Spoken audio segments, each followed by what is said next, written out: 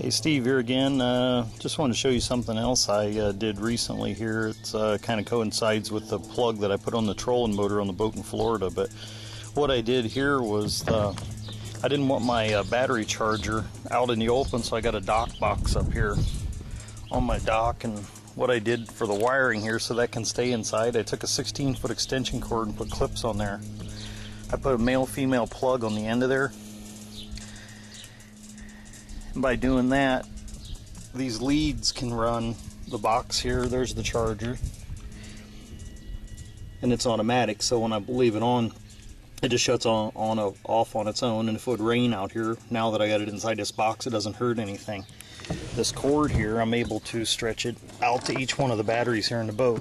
There's one up there in the front for the trolling motor in there, and then there's one that runs the motor back here, so if I need to charge those, I can lay the cord out here, leave the charger inside this box where it's waterproof, and then when it's done, it kicks off on its own.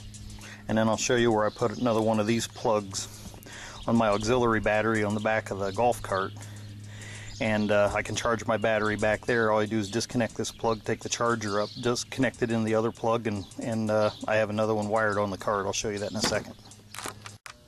Okay, here you can see using the charger plug on the same end. I chose to use the male end on the charger because it would not be hot and exposed unless the charger is plugged in. So all I did was come in here, and there's a door down there. This aluminum one normally goes on the back of the cart, and I'll put it back on since I got the plug installed.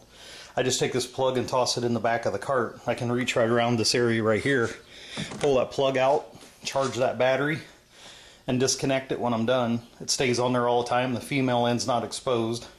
So then I use the charger back out at the boat 90% of the time, and you saw the connection out there. Charger won't get wet. You can run the cord back and forth to whichever batteries you need, and it's automatic, so once done charging, it's off. Might try this on something, and works on this application pretty well.